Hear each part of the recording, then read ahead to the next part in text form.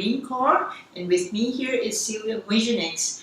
We are BodyTalk and MindScape instructors. I'm based in Singapore and Sylvia is based in Calgary, Canada. We both teach locally in our respective areas, and we both also travel internationally, teaching people how to do body talk and also about the MindScape system, how to use the mind in a more powerful way.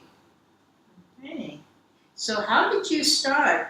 Well, what got you interested in body talk in the first place, and when was that? Yeah, well, I was working as the administrator of the Center for Complementary Health Education at Mount Royal College in Calgary in the late 1990s. Okay. And at that point, body talk, the concept of body talk came across my desk. And I got very interested in the philosophy. The philosophy being that the practitioner or therapist doesn't have to know what's wrong with the body, that the client's body actually knows what is wrong and what's required to get back onto the path of health. And I thought that was brilliant. So also being a massage therapist, it was almost like a switch around. Instead of me having to figure out what needs to be done for the client's body was going to tell me what was required. So it makes things easier in a way. It does. It makes it easier in a way, and there's no need to actually have to come up with a diagnosis. Right. You don't have to figure out what's wrong with the person. That's right. So what we basically do is listen to the client's symptoms or complaints, and then the body then after that tell us what needs to happen. Yeah. And for that we have this chart, and the chart has concepts from both Western and Oriental and actually other areas where they look at the body from different perspectives. Right. And what's brilliant about this is that we can learn it as a standalone type of system, but it is actually an open system because at the very bottom of our chart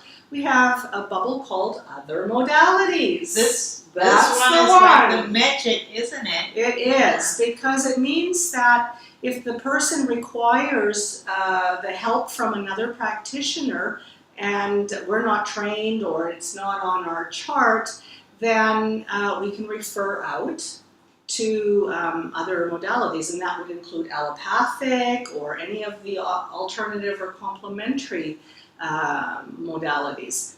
And the thing is that if you're trained in another modality, that's another way that your expertise in that modality can also be drawn upon by the client's body. That's interesting. Isn't that So great? it's almost like 2 in 1. It saves you time to try to figure out what the client needs. Exactly. Yeah. It's like the body talk structure gives you like the skeleton that you can hang all these other modalities on, and then the body will tell you, yes, I need this, or no, I need this, or I need this, and then it gets exactly what it wants. Right. What it needs. That's interesting. And then you may have heard that Sylvia's background is in, back then, you were a massage therapist. It sounds like, yeah, she knows a little bit about healthcare. And what we're saying is like, no, you don't have to know anything about healthcare to do body talk, because I don't have a background of any healthcare modality. So actually my background is actually in accounts. I'm actually an accountant by training. But what's beautiful about body talk, that's why we call it a body talk system. And it's the system that guides the practitioner to find what's going on in the client's body. So that's makes it really, really brilliant. Yeah. So it can be a system on its own, but it is also brilliant in supporting the work that other practitioners might do. So for example, let's say somebody has had cancer, breast cancer, and they have had a mastectomy, they're under a doctor's care, they're going through chemotherapy now as a part of their recovery. Well, by getting body talk sessions, in addition to what is prescribed by the doctor, we can actually help the body minimize the side effects of the medications, of the drugs, so that it actually supports the immune system, it supports the repair system of the body to recover much quicker, much more comfortably from such a life-saving technique. So we're working almost like in a parallel form. Like first, if the body needs a Western type of care, the body goes through that, and at the same time with BodyTalk, we actually support the growth of the new cells and repair whatever needs to be repaired that's detected by the body. So it's almost like interesting. And the BodyTalk system is also very valuable for things other than the physical. We can, So, if there are issues at other levels, so for example, if someone is depressed, we can also follow what the body requires in terms of lifting the mood. Maybe it's a chemical imbalance in the brain, or it could be more life circumstances. So the person's body will even give us information at that level, at the emotional level or the mental level, and even at the spiritual level. Right, that's why the saying goes, everything is connected to everything else. So if you have an issue or someone has an issue with say at the psychological level, it can manifest as a physical symptoms. So, that's right. Yeah, and we're not really treating or diagnosing a physical symptom, but we're looking at the complete picture using the protocol as a guidance. It's a very holistic system and very inclusive of looking at all aspects of the human being. Parts, yeah. No, part being will be probably a nicer word than human parts, right? Yeah. So people might wonder, how does BodyTalk even work? So from your background as an accountant and working with computers, I know you have an interesting way of explaining this. So I look at BodyTalk in a different way. Most of the time I use an analogy of a computer. So, for example, those of us who use smartphones nowadays, that we need to constantly update our smartphones. In fact, after a while, if you don't update, you basically can't use it. So it's very similar with the human body, but it's almost like we don't get updates with this human body. If something goes wrong, we either, it's not very nice, we either fix it or get rid of some parts of the body. But what we aim to do with BodyTalk is get updates. So we get constant updates like the computer or our smart devices, so that we can optimize our way of how we operate. Because in the absence of that, and we will get very stressed. Like it's almost like we're operating out of a let's say a 5-year-old program. Yeah, so it's almost like, if a 5-year-old doesn't get a candy, he or she will get very stressed. Like, you'll do whatever it takes to get that candy. But as we grow up, we still operate under that software. If we don't get something from our spouse or from our employer, we go into interesting behaviors. So wouldn't it be nice that we could press a button and do an upgrade from a 5-year-old to like a 30 years old? So that's an analogy with BodyTalk. Exactly. Like what we want to do is find out what are the areas that the body needs to do updates. And to continue with the computer analogy, computers are based on the on-off concept, yes? That's right. Called The binary system. She's the one who's the computer expert, not me. So we have the binary system, it's on or off. And actually the body works exactly the same way. Either something is switched on or it's switched off, and we can use that to our advantage to actually get some information from the body, because the body can be trained to show us what on is and what off is. And we call that the yeses and the nos. Conversation about genetic diseases and how it's harmful. We do all sorts of things to prevent that. But then if we look at it from a different perspective of the on-off, maybe Sylvia would like to share, like how does this on-off work with health rather than from a computer perspective? Well, if you're talking about genetics, then we're probably looking more at the epigenetic aspect, where we're looking at what does turn a gene on and what turns it off. And we do have methodologies in our training that will actually allow the body to give us the information on how to switch off a gene that is not useful, and or we could switch on a useful gene. That's right. So it sounds a little bit mechanical, but it's actually just following the protocol that the body guides us, and we do what the client's body tells us in that perspective, doesn't it? It sounds a little strange. So, people with medical backgrounds are going to say, well, these two ladies are like full of nonsense. They don't know what they're talking about. But I have been doing this since 2000, and I have seen amazing results as a practitioner myself. And I know you have also seen amazing results. I mean, the stories abound. And so, it's very difficult to deny the fact that something works when you actually experience it working. That's right. Awesome. So, it sounds really interesting, and it's going to take a lot of words. So why don't we get to demonstrate how a body talk session looks like, and then give you a bigger picture rather than we keep on talking. That sounds like a good idea.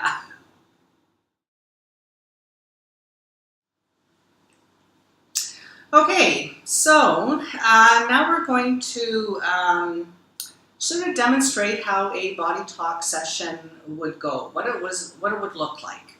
So we're going to pretend that Irene has come in as a client, and let's say that she has been complaining about feeling bloated and feeling very uncomfortable after she eats anything that has gluten in it. That's a very common sort of symptom that people have. So I'm just going to demonstrate how, without even having to make a diagnosis or anything, the body is just going to tell us exactly what's required in order for her to feel better on a physical level, or perhaps on some other levels. So we're just going to start first by establishing that yes-no that Irene spoke of in terms of the computer analogy of that binary on-off kind of concept. So the first thing I'm going to do is I'm going to establish my yes. I'm going to say, show me Irene's yes, and I get a very light hand floating up.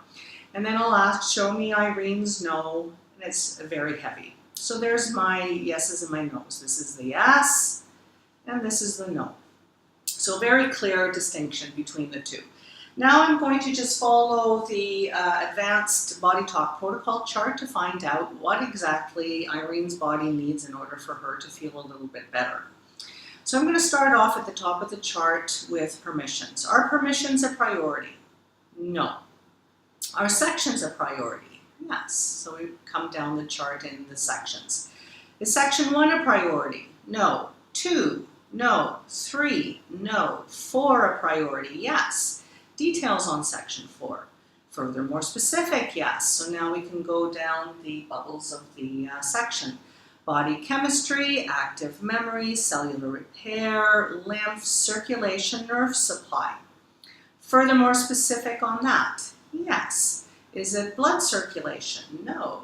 Is it nerve circulation? No. It is lymph circulation, yes. And then further, more specific, yes. So are we doing it from an area? Yes. And within an area? Yes. So now we have to find the area. Is it an organ that's got this issue? Yes. Okay, is it lungs, heart, liver, gallbladder, stomach, spleens, small intestine? Yes. Furthermore, specific on small intestine. Yes. So now I have to think, what are the different parts of the small intestine? Is it the outer layer? No. Is it the inner layer? Yes. So it's the lining of the small intestine? Yes. Do I need to be more specific? I get a no. So my first item that Irene's body has directed me to is that there needs to be an improvement in the lymph circulation sort of within and from the lining of her small intestine. So now I'm going to find out if there's anything else. Is there a link? Yes. Are we still within circulation nerve supply? No. Are we still within section 4? We get a yes. Are we moving forward? No, we're moving back. So we know that we have to go up a little higher in this chart. So I'm going to start again with body chemistry. Is that a priority? No. Is active memory a priority? Ah, there I get a yes. Further, more specific? Yes. Is it a belief? No. Is it an event? Yes. Further, more specific on the event? Yes. Well, we have a few categories we can ask for. Is it a lifetime period? I'm going to actually get a yes on that. So is it something recent? No. Something further in her past? Yes. As a teenager? No. Even earlier than that? Yes. As a child? Yes. So do I need to be more specific on that? Yes. Is it early childhood? Sort of mid-childhood? Okay. Do I need to be more specific? Yes. Okay, so let's see, mid-childhood, older than 5 years old? No. So it's 5 years old? Well, that was a good guess. Do I need to be more specific? No. So something that happened when she was 5 years old. Do I need further details on that? Yes. Am I orienting it? Yes. So I can find out a little bit more information by going to time? Yes. Are we looking at time of day? Yes. So would it be morning? Yes. Do I need to be more, have further information on this, the morning time? Yes. So what happens in the morning? Well, we eat breakfast. So is it something to do with breakfast time? Yes. Do I need to have further information on that? No. So something happened when she was 5 at breakfast times. So one of the things I can do is I can ask the client, you know, what happened when, do you have any memories of anything happening when you were sort of around 5 years old in the mornings at breakfast time? Yeah, now that you mention, there are several occasions, quite frequent, that sometimes parents argue or had an argument in the morning before. While you were eating breakfast? Breakfast before my father goes to work. Ah, and what was your typical breakfast made of? Yeah, it's a very conventional bread and sometimes breads like butter and stuff. Oh, like so something toast made of bread. Ah, so interesting. Bread, toast. Maybe that's linked to the emotions of the child, listening to parents arguing. So let's find out if her body says if that is it. Oh yes, that's it. It's a very big no, yes. big yes. Okay, so do we need any further details on that active memory? No. So now we know that there is some kind of an emotional holding on in the body somewhere with this memory of listening to parents argue while trying to have breakfast. So no further details. Now we have to find out if there's anything else to this story. Is there another link? Yes. Okay. Is it to another active memory? No. Is it to something else in section 4? I'm getting a yes. So we're sort of hanging out there in that bottom part of the chart. So are we moving forward from active memory? Yes. Okay. So is it a cellular repair? Ah, yes. Further, more specific on cellular repair? Yes. Is it something acquired? No. Something inherited? Yes. Okay, so now we're looking for something that she's inherited that might make her susceptible to something. So is this inherited factor related? Is it an organ? Is it an endocrine? Is it a body part? Yes. Further, more specific on that? Yes. Brain. Further, more specific on brain. Is it the reptilian brain? No. Is it the limbic brain? Yes. Further, more specific? No. Interesting, because the limbic brain is actually our emotional brain, and it interprets from the environment, the information coming in.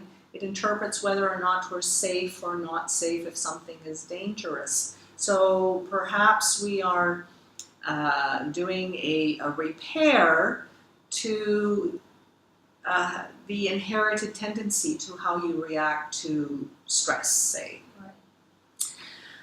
So, any further details? No. Further linking? No. So, implementation a priority? Yes. Can we tap it out? It says yes. Now, this means that we have found the formula directed by Irene's body that now needs to be tapped out.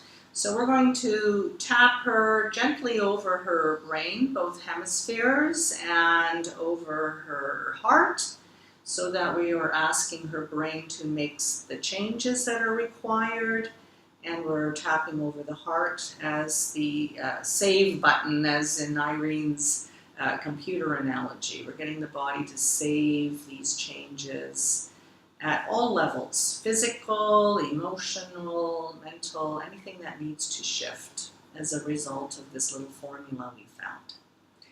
And she's taking some nice deep breaths to help with the processing of this. So now I'm going to find out if the formula is still a priority. I get a no. So I'm going to find out if there's anything else that needs to be done at this point. I'm going to ask if circulation is still a priority, if section 4 is still a priority. Do I need to move back or forwards? No. So end session. I get a yes. And then I'm going to ask my client, or tell my client that she needs to keep an awareness over the next few days and few weeks.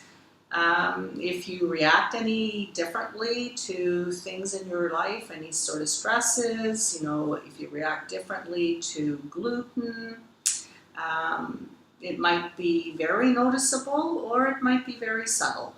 Right. Okay? Yeah. And then we can also ask whether BodyTalk is going to be a priority in the future. I get a yes. And I can perhaps even figure out when you need to come back. So let's find out if we can set a time. Is it within the next week, within 2 weeks, within 3 weeks, within about a month from now? 4 weeks from now would be another ideal time to come back. But that doesn't mean you can't come back before then, or if you can't make it in a month, then that's okay too, whenever longer. Yeah. Okay? Okay. Thank you. Thank you. So, now that you have seen a demonstration of how easy this system is, perhaps you're interested in learning how to do it yourself. So in that case, you can visit our websites. Yes.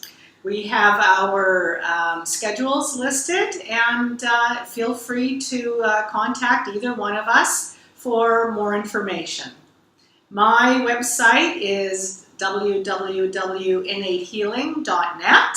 And my website is www.awakeningtouch.com.sg. We hope to see you soon. Thank you. Bye-bye.